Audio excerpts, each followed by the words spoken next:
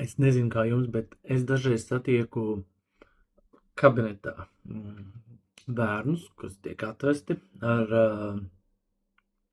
to, ka viņam ir hiperaktivitāte, uzmanības deficīta sindroms. Bet īstenībā viņš ir viens no mierīgākiem bērniem, ko es esmu redzējis Rīgas Brain kabinetā. Tā kā tas rada pārdomas, kāpēc tas tā notiekās. Bet tas, ko vien es esmu noteikti ievērojis, ja bērns, viņam grūtības koncentrēties ar uzvedību, un ja viņam ir patiešām ļoti haotisks maziņdarbība, pat ja mēs neveicam diagnostiku, bet var vienkārši redzēt tur labo, kreiso smadzeņu puslodu un redzēt tur riktīgu, ļoti, ko nozīmē haotiski, jā, tur noteikts frekvences ir amplitūdas ļoti tādā gadījumā tie seansi viņam tiešām var palīdzēt. Ir jautājums, cik ātri. Vienam, jā, mēs tā viens seans un ir uzlabojumi.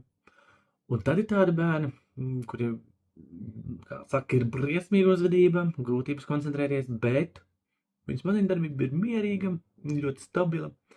Un te nāk uzreiz jautājums, jā, vai tas ir bērnam galvā, vai tas ir audzināšanā vai slinkums.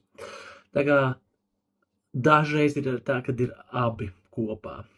Kā tos izšķirt, bet, protams, man daudz vienmēr tas gandrījums ir par tādu ļoti haotisku maziņu darbību, kas kļūst plūstoša un adaptīva un uzreiz jau pēc pirmajiem seansiem ir rezultāti.